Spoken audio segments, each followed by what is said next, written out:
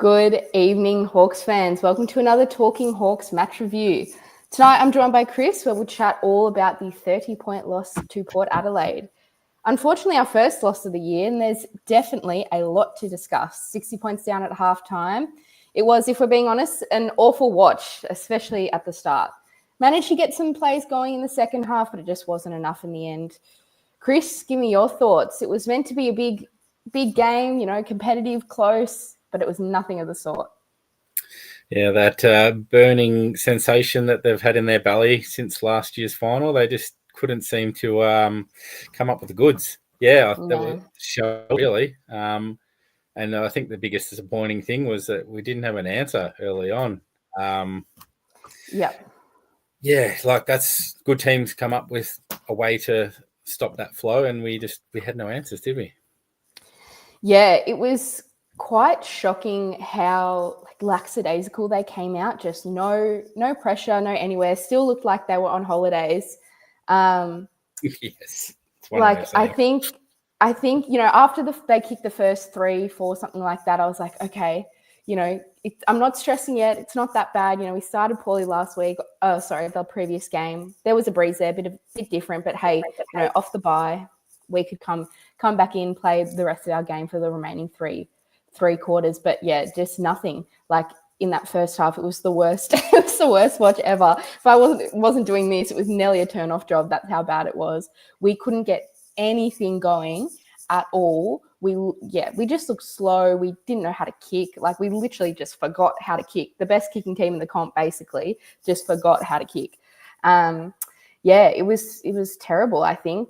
And I said, I put out a tweet at halftime. That was the worst half I've seen, I think, in 5 years. And some people like, hey, the Melbourne Sydney game last year, things like that. But in the context of both of those seasons, last year rebuilding team, predicted to finish bottom 4, et cetera.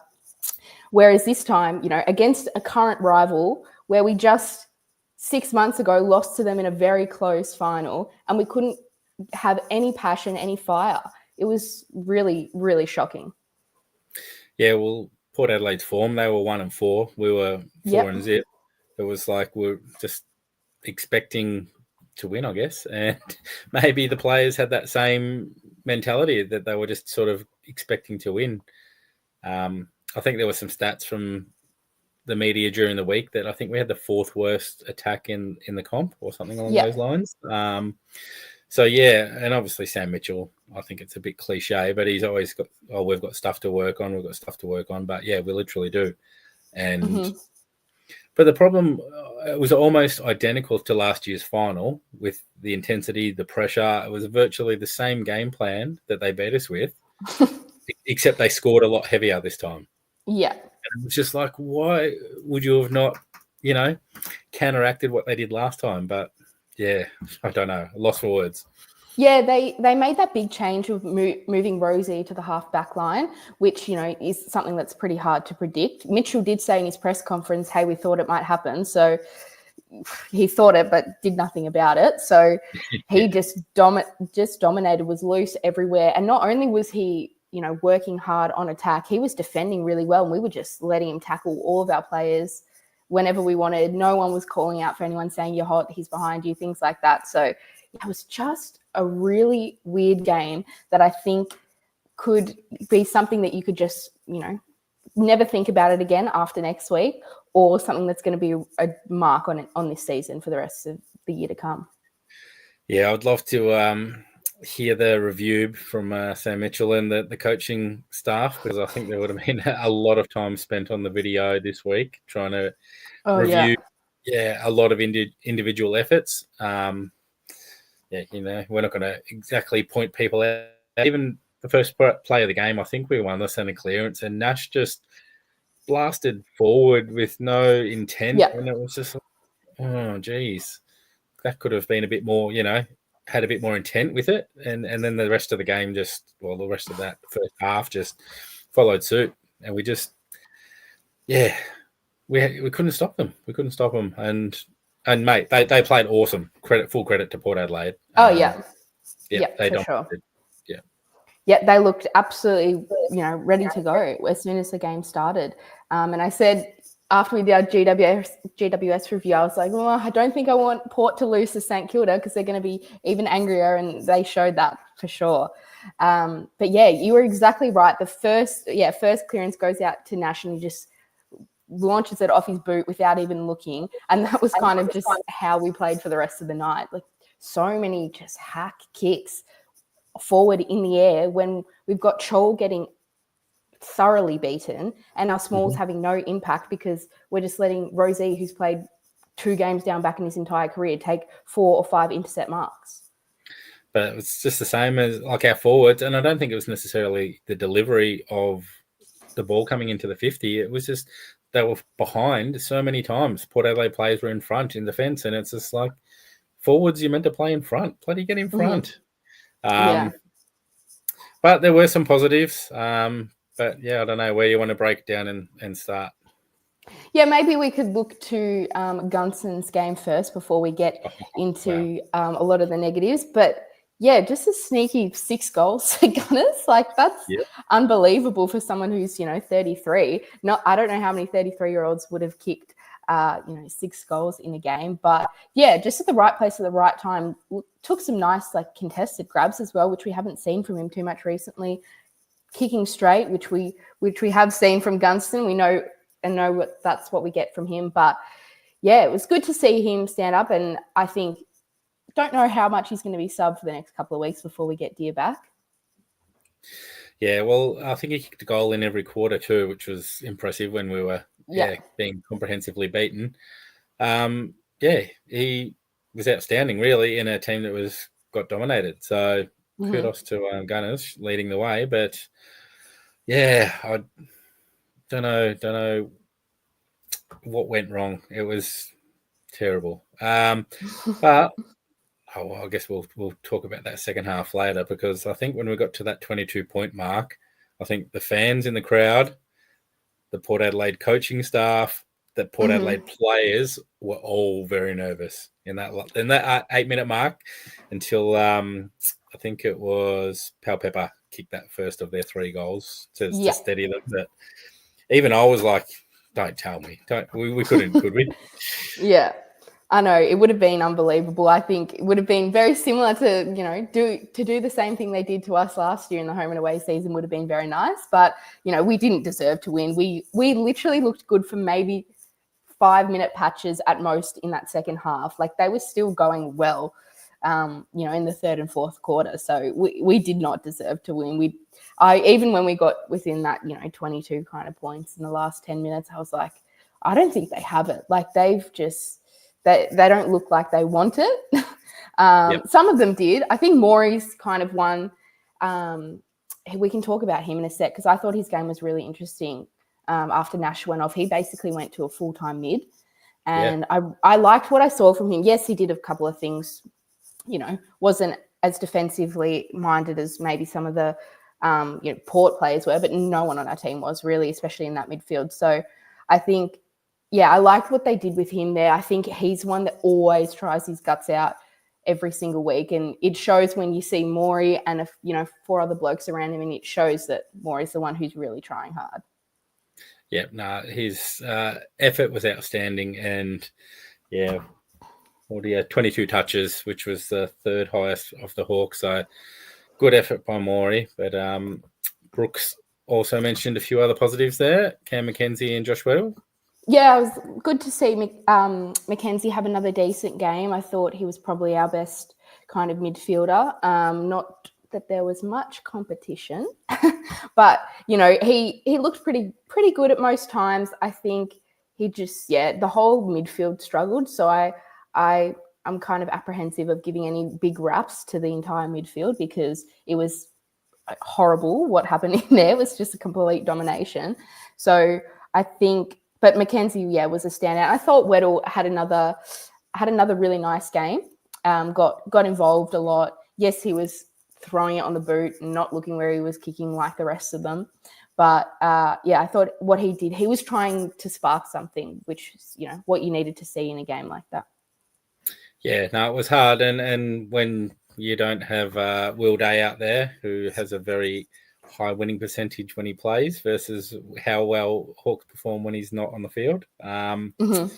But yeah, Jai was a real slow starter, and that might have been part of them Port Adelaide tactics. But he did finish with 29 touches, and he did sort of lead the charge in that third quarter when we had our fight back. But we sort of bypassed Weddle a little bit there, so we might head back to Weddle quickly. Yeah, I think as you said, like he did some good, nice defensive stuff, but a few times, kind of just like the rest of the team, just choosing the wrong moments to go, except that one time where he chose the exact perfect moment to go, got the ball, was able to get into a ball up. I can't remember. I think that must have been a third or fourth. But I think he left his opponent, which would have been we would have lost, but he picked the right time and caused the stoppage. But a few other times, him, Battle, Amon, Impey, CJ especially, were just leaving their players at the complete and utter wrong time. Now, the defense is a work in progress with the new players coming in. It will take 10 games to really click, like we saw with the forward line last year. So, I'm not going to hound on that too much, but it was very frustrating to just go, we've got two players trying to bring the ball to ground and they've got one running into goal. Just frustrating. It was like they played hockball against us almost. As soon as they got the turnover, they went forward really quickly and caught us out multiple times. And they're just their ball use inside 50.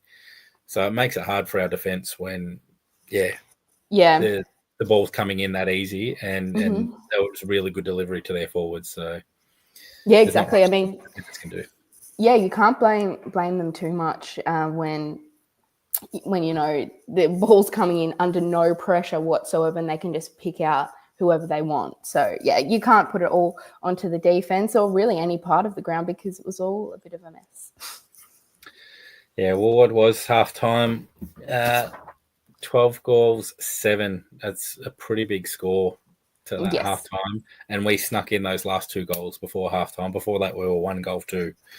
I think, as you asked me prior, it was 71 points got out to the biggest margin, which we pulled back to 22 points. And I think, was it 30 points at the end of the game? Yeah, I think that's the final margin. So that is a positive in itself, I guess, that we did manage to pull that margin back. It's just a little bit too late. But even that quarter time, you would have thought Sam would have been fired up, sent a lot of messages to individuals and each line. They just didn't respond, did they? Yeah, that was probably one of the most concerning parts because in the back of my mind, I've always been like, when I first joined Talking Hawks, my main thing was like, I hate seeing teams kick a bunch of goals on us in a row. It's the worst thing ever. Like nearly every week we would let a team kick 5 or 6 in a row against us, whether we were in front or behind, either way. And with Mitchell coming in and the side maturing, I'm like, I feel like that's out of our system because, Mitchell can be there at quarter time or something to come out and really get them going. I feel like I always thought Mitchell had that ability, but when we got to, quarter time, I wasn't stressing too much, but once they kicked the first few of the second quarter, I was like, oh, this is bad and this could get to 100 points very quickly. And what has Mitchell done here at quarter time? I feel like I didn't see too much. I think maybe McGuinness tried to start going to Rosie or Butters and things like that, but we can have a chat about McGuinness later. I think he played probably his worst game, which is unfortunate. It came in his 50th match. So congrats to him on that aspect of it. But I think hasn't been an effective tagger as of recently. So, but what I did notice is after the first 5 minutes, they switched Hardwick back to the back line instantly. It's not a good sign when your plans are getting changed in the first 5 minutes. Yeah, and they persisted with Sicily forward for a larger portion. He was quicker to put Hardwick back than he was to put Sicily back. But, whatever moves he made, they didn't seem to work, did they? But it didn't matter who got the ball. I think it was just purely Port Adelaide's pressure because uncharacteristic mistakes. And like you pointed out, Finn made a few of them, but I think almost every player on the ground for Hawthorn did. very reliable players. Even Sicily put his hand up himself in the halftime interview, was it?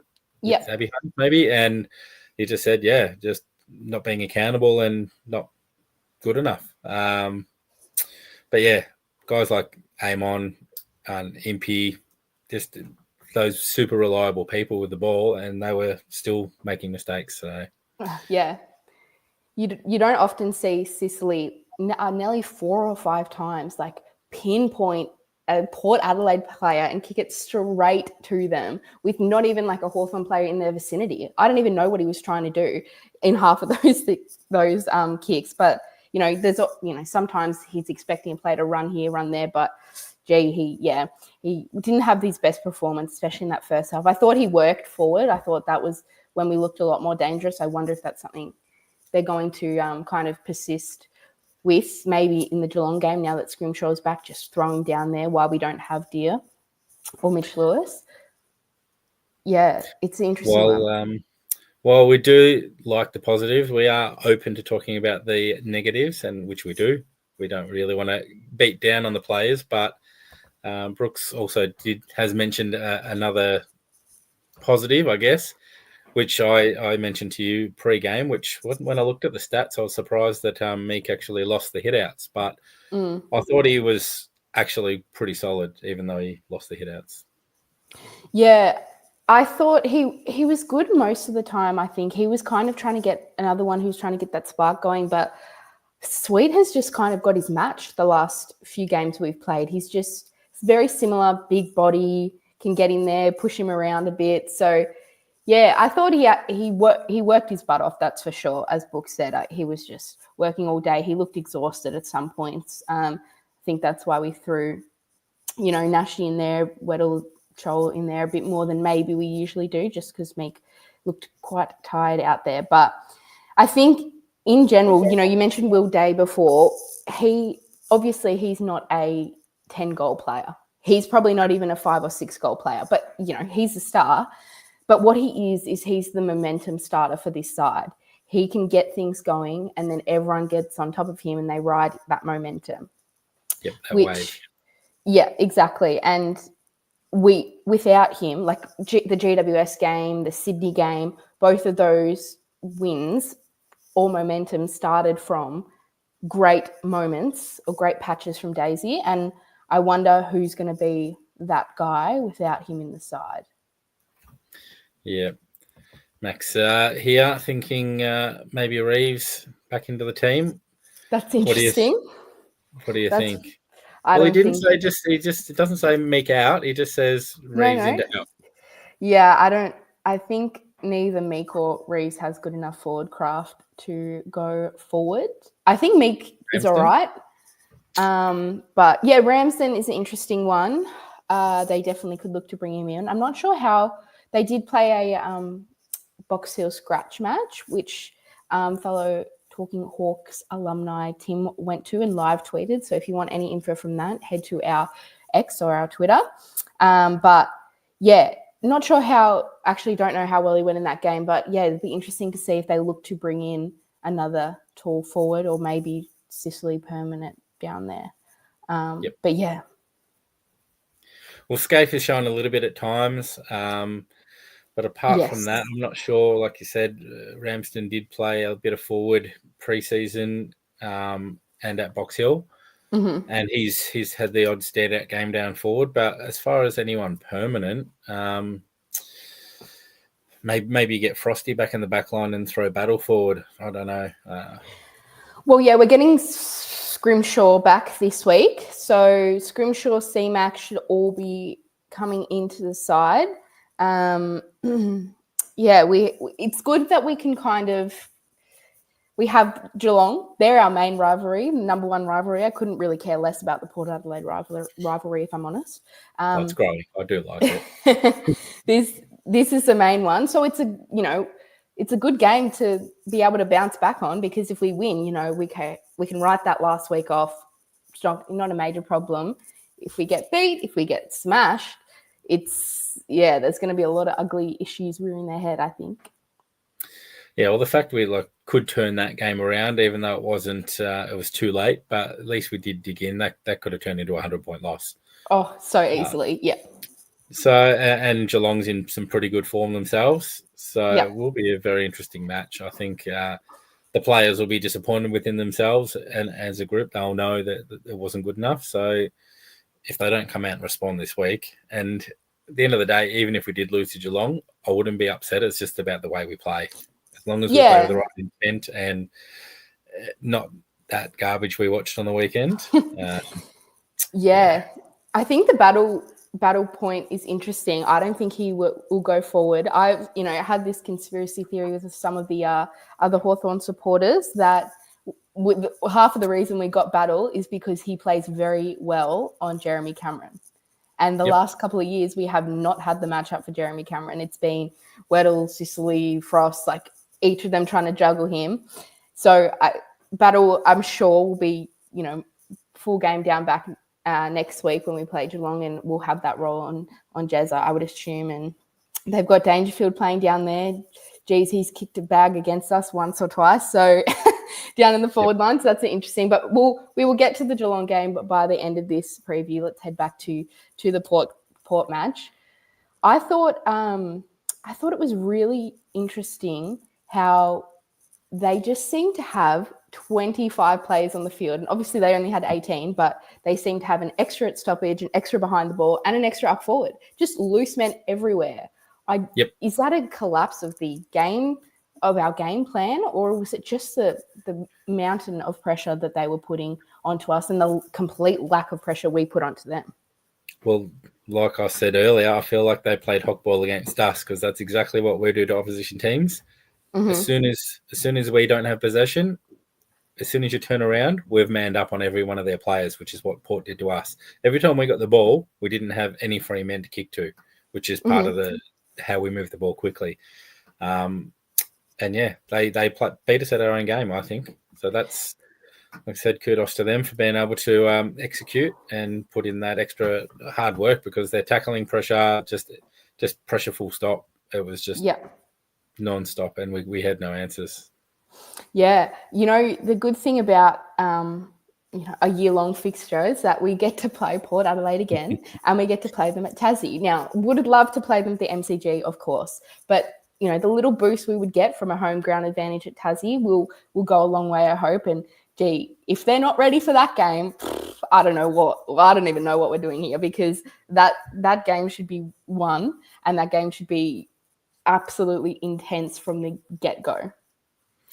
Yeah, it's not quite like a Geelong-sized ground, but Port Adelaide's sort of a tough ground to move the ball around. And I feel like down in Tassie that we'll have that open space and play to our advantage. So hopefully we can redeem ourselves this time round. What is it, round 17, did you say? Round 19. 19, yeah. Yeah, so looking forward to that. I'm very much so looking forward to that. I would love to get down there if I can, because I think it would be great. But yeah, as I said, we're good to have at the MCG, because geez, their fans are intense. If that's probably the best word I can say for them on here.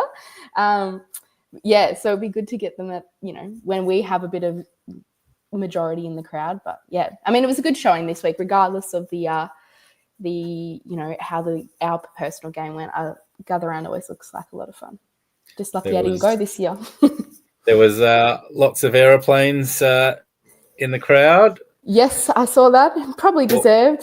Ginnivan is never going to live that down. And from the moment it came out, from like the moment I saw he commented that, I was like, what have you done? This is, it's kind of like Kennett Curse areas. Just that one comment is going to live with him forever, I think. But if we get the win over Port next time we play them, maybe it's not a big deal. But I think the commentator said about the Kevin Sheedy scarf, or I think that aeroplane. We're going to be seeing that aeroplane for a while, as long as they keep beating us.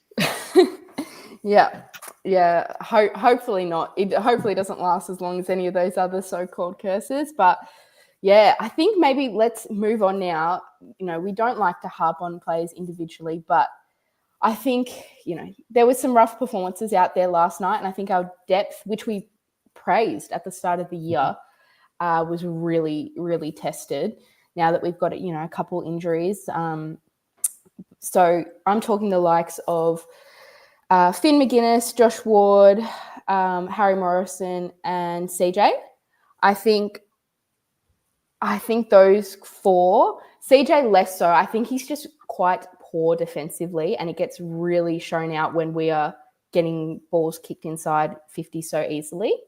But yeah, I think those kind of 4 guys were really tested. Ward, no tackles as in, I know he played some time on wing, but had time in the midfield as well. To have no tackles as a midfielder is not good enough. Yep, yeah, McGuinness just looked lost out there. I thought we'd seen his improvement come from his handballing and things like that, but it just completely reverted when there was a bit of pressure. And Harry Morrison, I really do like Harry. I've liked him, ever since he started, but it was a very horrid game as a wingman. I don't think Massimo played heaps better, but Harry was just so loose, wasn't defensive minded at all. Jackson Mead had some time on him as well. I think he kicked 1 or 2 goals. It was, normally Harry's one that we've praised for his, reliability, but just didn't see it. So I think there could be some changes. Looking at the stats, and he had 16 disposals, 69% disposal efficiency, which probably is not too bad considering most of the Hawks on the night. And he had 5 tackles, Loz. I think maybe you've been a little bit harsh, maybe. But when call it as you say it. Call it as you say it. Yeah, I think it was more, just he was just getting sucked into the contest, which a lot of them were doing. But as a wingman, your kind of role is to, just stick back a little bit and don't let them have one guy just floating free the entire time. I think Massimo had 19 disposals at 53% disposal efficiency. Yeah, no, it was a bad night for our wingers, that's for sure. One tackle from Mass as well. So. Yeah, I just think there was a few of our more depth players that will be potentially fighting for a few spots, depending, maybe we should have a quick chat about the Nash and Warple injury. So Nash obviously went off about half time, but I think it was with a wrist thumb, something like that. Sam Mitchell in the press conference basically said he was exhausted. He's been carrying a lot of, load the last couple of weeks, been rucking that game as well. So Mitchell thought, just get him off and let's try and inject Bruce as quickly as we can. So I think hopefully by the sounds of that press conference, could be okay to go.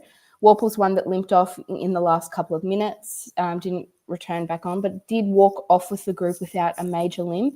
I'm not sure whether it was the same ankle with the syndesmosis injury or not, but another one that could be okay, touch and go. We'll find out tomorrow about the injuries. But who would you be looking at? So we've obviously got C-Mac and Scrimshaw to come back. I think it's time for Hustway, isn't it, Chris? I would say so. I don't know what he did on the weekend. I know he had 38 touches the week before, I think. And he's just a magnet as far as clearances go. And he distributes the ball. He is a big handballer. So if that's handballing out to Joe Newcomb's, if Warps is playing more, he's in the middle, whoever he can deliver the ball to, Cam McKenzie, those good ball users. It makes sense that he would, especially if Nash. I think if Nash goes out, I think there's a good chance that Housemate will go into the side just because of his body, his big frame. He's probably not a huge tackler, but he earns his own tackles. And like we said, good ball user. So hopefully they can kickstart that midfield a little bit. Yeah, I think Nash is a really important one, the role he plays. So, Hustway as being another kind of taller, not obviously his big body, but he could come in and have that replacement. But even if Nash and Warple do play, I think I would still like to see Hustway. I think it's come to the time now where Ward is just not giving enough. He goes back to box seal and he dominates for a few weeks, get him back in. I'm all for it. But I think it's time to, just cut one or two of those guys, let them get their confidence back at box seal and then come back in. But Mitchell's not really one to swing the axe. after games. He'll drop 5 blokes. So I don't know. But we've got to have 2 changes. I've been critical of Ward in the past, but I've been super impressed with the start to the year he had. He had some really good numbers, used the ball really well. But yeah, maybe he's just hit another low patch, whether that means Sam persists and pushes him through, or like you said, sends him back to Box Hill and just says, go back and earn it again. A couple of changes. Like you said, well, that'll be Scrimshaw as well. He said C-Mac will be available. It just depends how he wants to line up, I guess. Yeah, I mean, we've seen some of our younger midfielders go, I'd like to see him throw the axe a bit. Yeah, I think if now's the time. We've got players playing well at Box Hill. Just get him in there, give them a go. They're going to be hungry. And no one was hungry last night. No one. They're going to be there. They're going to fight for their position. That's team building, team lifting stuff. If you see a first game player going well or kicking a goal or something like that. So just a little bit of a debut, something, anything like that I'd love to see it. So maybe we should have a chat about the forward line, because I'm seeing a lot of comments about Ginnivan and a lot of comments about Chol. Are they going to change that structure next week? Could be. I don't know. It's not working. It didn't work last night. I guess you could put a Scaife or a Ramsden in down forward. Apart from that, I'm not sure where else you go as far as a key forward. That's where I think Chol's probably kept his spot in the side due to even when he's had a few lackluster games. But, I mean, the whole team was comprehensively beaten. So I don't know how you can have a good game as a full forward when your team's getting smashed. So no defense to him, because he was, he was behind in a few marking contests, and even when he was in front, he wasn't sort of, pulling the marks down that he should, and or even just bringing the ball to ground. He was, was just an average performance, wasn't it? But who do you replace him with? That's the boat that I'm in. Chol and Ginnivan are 2 that are down on form. Ginnivan more so, I think. Chol can have some really bad games, but then pop up the next week. If he starts well, he plays well. Normally the rest of the game, if the first ball that comes in, he gets an intercept mark taken on him, well, you nearly write the game off for him. He's a big confidence player. C-Mac for Ginnivan?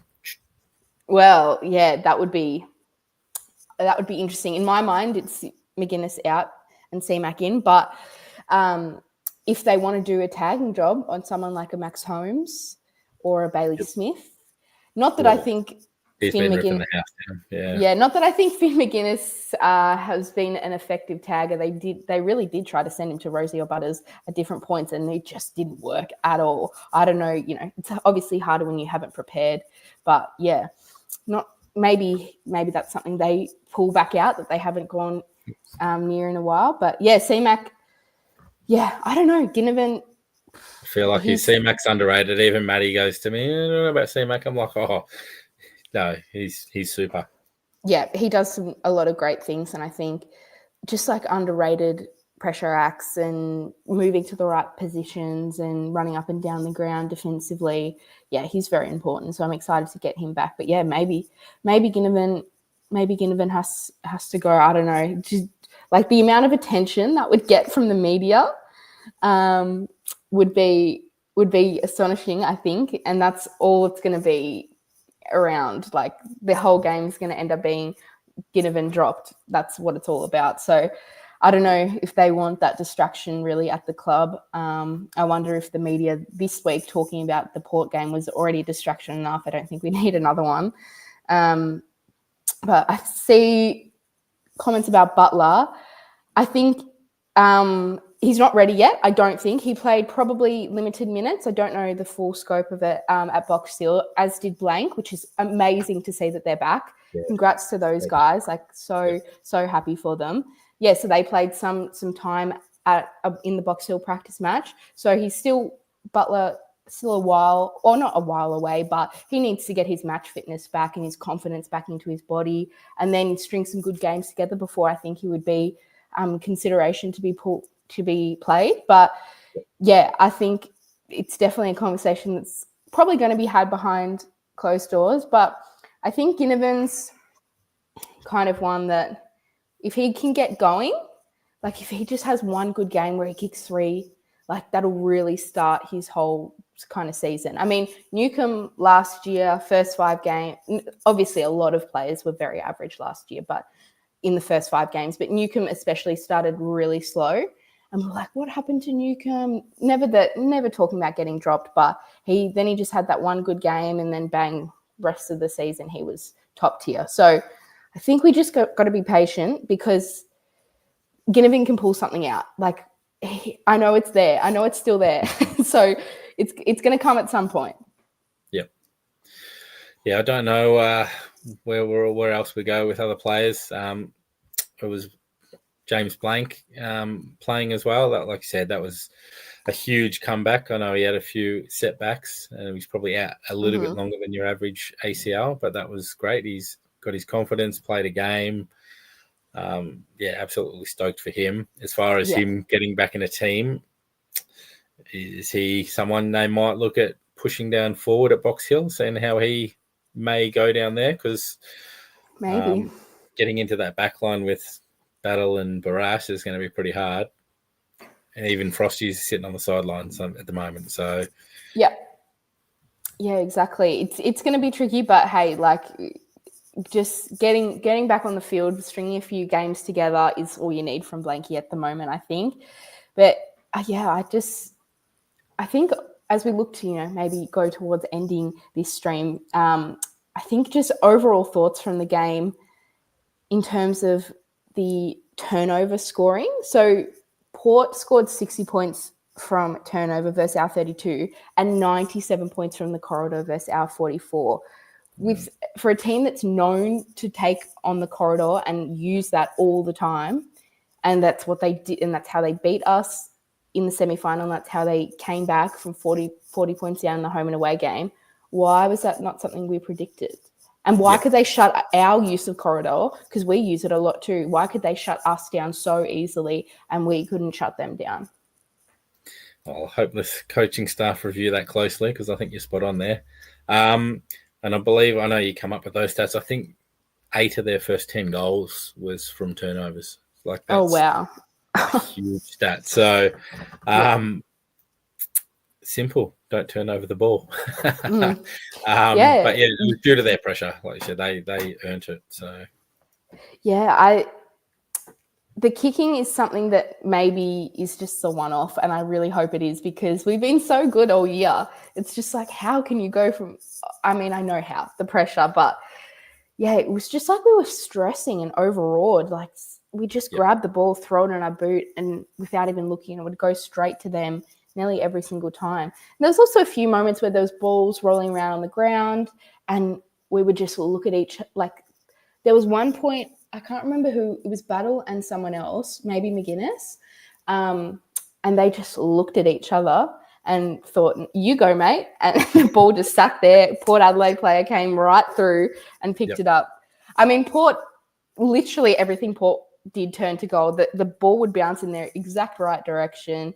They would find the player, hit them lace out every single time. So, they just looked on fire, and they were. And when you have that kind of momentum, we've seen it for ourselves. Like, when you have that momentum, it's really, really hard to stop. So, just a tough watch in the end.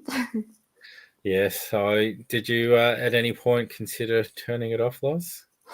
I think probably maybe in the second I was like, oh, I don't really want to watch this. But then I was like, let's just see how bad this gets. Like, I feel like at this point, like, it can't get any worse. When we were, 60, 70 points down, and every goal they kicked was just like another, like, are they going to kick the next? Can it get worse? Is it going to get to 100? Like, this is bad. But it was good to, thank God they pulled it back a little bit. I know Sydney also had a 100-point loss to Port Adelaide up there last year and went on to make the grand final. So obviously it's not all doom and gloom. I saw some people being like, oh, everyone's freaking out. It's just one loss. Well, of course, yes, it's one loss. And if we had a loss by 20 points in a completely different way, I would be, okay, we'd take that and move on. But just the way we played in the first half is just just warning signs, I think, especially because Mitchell himself has highlighted over this year that, we're not playing amazingly.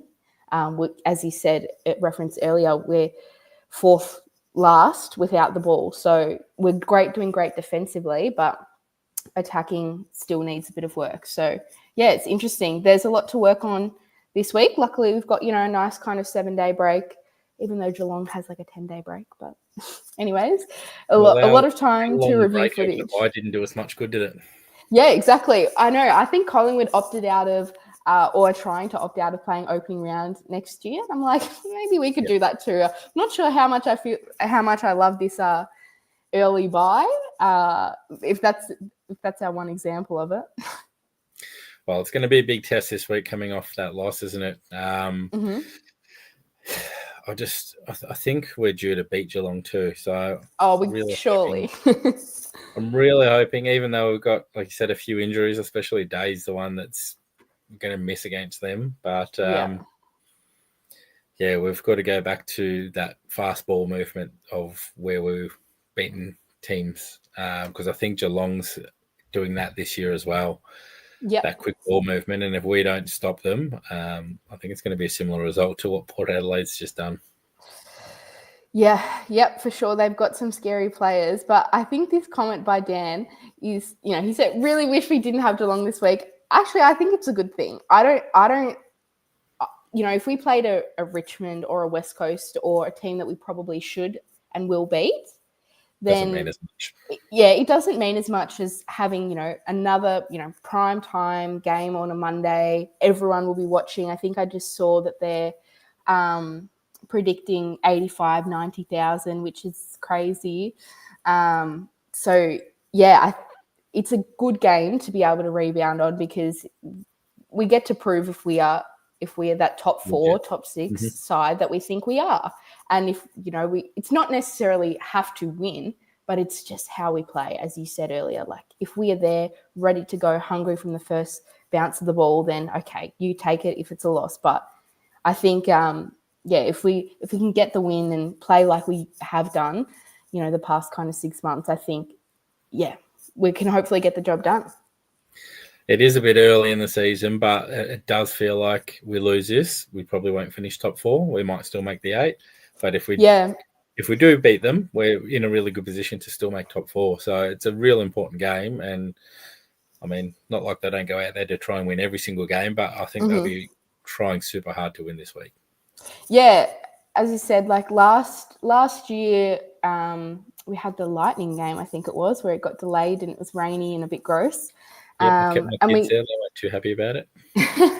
And there was moments where we really looked good. Like it wasn't I think we lost by 30 points kind of in the end, but it wasn't a horrible loss. They kind of just kicked away at the end. And then that was the Easter Monday game. And then obviously the game at GMHBA, which was a very bad game. When we got beat pretty easily at that horrible ground. So I think hopefully we're due. I can't keep seeing them beat us. Please. Well, Dan's got a positive there. We do have a nice run after Geelong. So, and like I said, if we can win this game and then win another 3 after that, everyone will have forgotten about the Port Adelaide game. Yep, exactly. Like the Port Adelaide game, home and away game last year where we came back, that was like so demoralizing. It was also my birthday, demoralizing to watch. So I hated watching that. But then by the time, we moved on and progressed through there and got to finals, you completely forget about it. And even though we lost to Port again, I was like, it's not that bad. I don't think about that loss. But it's definitely a turning point kind of week where you go, this win could set up our season, or a bad loss could really, get us in a bit of trouble. But as you said, we started 4-1. We've talked about a lot how we wanted to be 3-3. We can only be better than that now. 4-2 is worst case scenario. So we take that, and as you said, we've got some nicer games against some of what you predict would be the lower rated sides this year. But obviously, if we showed up like we did in that first half last night, we're not going to beat those lower rated sides either. So No. it's not all a walk in the park, that's for sure. But yeah, if we are the team we think we are, I think we should be really trying to turning up for this match. Well, it's sort of been nice to sort of get it off the chest because I've only really spoken to the kids about it. Yeah, I know. I think they were pretty upset about it, but yeah, now we can sort of get it off our chests, sort of move on to the next week. Hopefully, we're not having this conversation again next week, Loz. But God, hope not. But yeah, I think we haven't. I guess we haven't been on since we had the Will Day injury announcement, which was, oh my God, such a blow. So sad for him. I had to reread the headline. It was like 3 to 4 weeks. No, 3 to 4 months. Yeah. It's like, you're kidding me. Yeah. He has had surgery, and I think that went well. I think he had the surgery the night the news dropped. So got him in there nice and quick.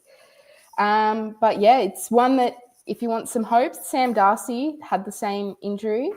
The navicular bone, I think is what they call it, and got the surgery, got it done, come back, and is now nearly the best player in the comp. So is that not what he'd done previously? Yeah, I'm pretty sure it was, so the same stress fracture he had last year. Same stress fracture he had last year. It's the same foot and the same kind of area of the foot.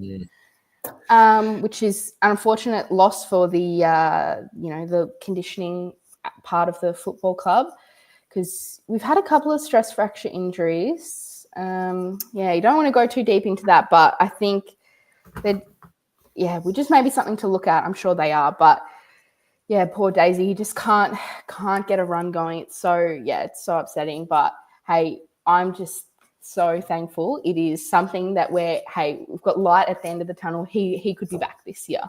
If he can come back in the later rounds, 23, 24, get 1 or 2 games in, if we get to the finals, to then play in a final, then that would be good. In some of our premiership years, we've had players out for long periods. Cyril was always injured. Buddy had time out. Mitchell was out for 2 months, I think, at some point in one of our premiership years. So injuries come. It's just unfortunate. It's to one of our best / most important players.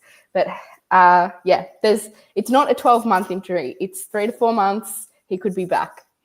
So I feel like it's going to be on the further end of that 4 months, but just remain positive. Yep, definitely. I think there was another comment earlier. It's not a wind cheater, although we can get jumpers, and it's just the Talking Hawks symbol. We had looked at other designs and whatnot, and we sort of just been busy doing other things, so we can get back onto that. But just send us an email, Brooke, or anybody else interested, and we'll definitely get them made up for you and sent out. I think as I said, we'll look to wrap it up, leave any other questions or comments, maybe predictions for the Geelong game. Basically anything you're going to happen, a margin, best on ground, something like that. Let us know in the comments below. But I think, maybe I'll get your thoughts on this, Chris. Talking about Sicily playing full-time forward, do you think next week with Scrimshaw back, he just goes straight forward at the start? Well, he did play a big chunk of forward this week, so it's not out of the realms of possibility that Sam will make that move. And with some better delivery, he can be really damaging. So it's probably a 50-50 for me, but I think there's a good chance that it might happen. Yeah. Something I like them doing is kind of swinging it, even if they swing it early, just not starting him there. I feel like, although they will, I'm sure, predict him going down there at some point. I think, I would love to see him down there a bit more. I was always kind of anti-Sicily forward, but last night when we couldn't get anything going, we did look the best when Sicily was forward. So he can take a contested mark or bring the ball to ground, which Chol was just not doing in the Port game. So, it's something to look at for sure. But this is another good question from Con. Who plays on Danger? I don't know. And I'm scared. I'm terrified. There was an answer. Here we go. Unique's got the Battle on danger. It's interesting because, as I said earlier in the stream, Battle has a very good record on Jeremy Cameron. Like St Kilda have beat Geelong a couple of times recently, and it's partially been because of Battle's job on Jezza. But yeah, I mean, Dangerfield 1-on-1 is equally as dangerous. He's so strong. Like he's unbelievable forward, and he's a great and they'll just throw him in the midfield whenever they want. And they'll get the clearance. Like I can just picture it now. But that's a very interesting one. Scrimshaw potentially back. He could go to him if he's playing deep forward. Barras maybe, but I don't know. Do they opt to have kind of a Hardwick or something on him? I don't know. Just to send Sicily back. Yeah, or just Sicily in the back line would probably play on him. But yeah, it's an interesting one that we'll have to wait and see. But they're getting, they missed out on Tom Stewart last week. He'll be back. He's very important. They've got Max Holmes, who's been dominating, like genuinely superstar. Bailey Smith, another one dominating in hot form. Nearly impossible to play on because he's just so fast out of the stoppage. So yeah, it'll be a great. Hopefully, I'm hoping it'll be a great game to watch for us as Hawthorn supporters. Whether it's tight and we get the win, or we smash them by 10 goals, which I would love to see even more. But yeah, maybe Chris, give us your prediction. Well, you did touch on that. We did win the centre clearances, and Port smashed us in the stoppage clearances. So yeah, if we can try and get on top in the midfield against Geelong, that'll be our good start to having a win. I'm really torn now because just got that expectation that we're going to bounce back. But my heart's telling me we're going to lose. All right, I'm gonna predict a win by 12 points. Do you have a prediction for best on ground? I think John Newcomb, it's pretty hard to go past. But as far as a standout player, maybe Guinea. Comeback game. I've been predicting a Ginnivan comeback game for the last 4 weeks. If you want me to pick someone else, no, you can pick him. I'm off him. The Wiz will stand up. He's been close, but yeah, he can tear a game apart. So let's go the Wiz. Yeah, no. Well, I was saying I'm off Ginnivan now. I'll go back to him. I'll go back to him if he plays a good game, but I can't keep predicting a comeback game for Guinea. So I think if we do win, I think it'll be maybe by 20 points, and I'm gonna say my best on ground will be or Meek maybe, and I think that's a very important spot against Geelong is in the ruck because. They've brought Reece Stanley back last week, I think. So, but he's not a world beater. So it's some area of the ground where we should be stronger in is that ruck. So I'd like to look for Meek to have a good game and hopefully if Sicily goes forward, he kicks the bag of 5. That's my prediction. Ooh. I thought you were going to go Morey. Oh, Morey's a good one. I think if Warple and or Nash are out, I wonder if he goes to Nelly permanent midfield or say 50-60% centre bounce attendances. I thought he was pretty solid, and like you said, he just tries his guts out non-stop. So yeah, I'd be more than happy for Morey to up his game time in the midfield. Frost not even in the side, but he might be best on ground. I like it. Would be a great call. But yeah, it would be. Let's get the job done, please. Surely we're looking back on some of the footage from 89 and, the past 15, 10 years of our rivalry against them, and they all, got that hunger in their belly. The media is going to talk a lot about them this week, I'm sure, but yeah, it'll be one to watch. Hopefully we can get as many Hawthorn supporters there as we can. Do you know if it's our home game or not? I feel like it isn't. Couldn't tell you, but I can let me have a quick look. Look here. Yeah, Geelong home game. That's all right. So at the MCG. Make sure you book your tickets, as I'll be doing once we get off this stream. Yeah, exactly. Big crowd. Big crowd predicted. Yeah, so I think we will look to wrap it up there. If you have any questions or comments we didn't get to, apologise for that. Sometimes we do get onto it earlier in the live stream, so we've been going for nearly an hour now, which is crazy for a loss like that. But go back to the start of this match review if you can. Make sure to like, subscribe on YouTube, click the bell notification to make sure you get alerted. It'll give you an alert 30 minutes before we go live. I'm assuming next week we'll try and get to see if we can do it straight after the game on Monday. Maybe it'll be Monday or Tuesday next week, I would assume. Tim and Ollie, 6 points. Yes, shout out to them. If you're feeling like we were a bit not as positive as you would like, head over there. Tim is our resident positive man who will tell you all the good things, that it's all going to be okay. So if you want to go listen to him, and Chris and I were a bit too negative tonight, feel free to go listen to Ollie and Tim chat about the 6 points in the game, because as we've shown tonight, there's been a lot to chat about. But the first loss had to come at some point. If you gave me the option, would you rather lose to Port or would you rather lose to Geelong? I would rather have lost to Port. So if we can get the win against Geelong, I think, this will just be forgotten about. That's good outlook. I like it. Yeah. I mean, if we weren't going to win every single game of the year, the losses had to come at some point. And at least, losses come with lessons, and there's a lot of lessons out of this one. And we've got the chance to really, prove ourselves next week, which is good. Get some of that trust back from the supporters, get some of the, praise back from the media, who will probably be crappy on us all week. But that's all right. I think, is there anything else you want to say, Chris, before we head off? No, you need to get around your team after a loss. So they need us as much as we need them. So get around them, get to the ground if you can, because it's going to be a cracking game. If not, yell at your TV screen and support the boys. Yeah, exactly. Yeah, hopefully we can get a good contingent of Hawk supporters down there, because we know how well we've been playing when there's a big crowd of Hawk supporters at the MCG. So get down there, help the boys out, because it's going to be a big one, and it's very, very exciting week. So as I said, make sure like, subscribe, all of those good things. Follow us on X/Twitter, Facebook, and Instagram. I think, as you said, a bit of a therapy session here. Talk it all out before we never have to think about it. Oh, that's not nice. That was the first one, the first long one.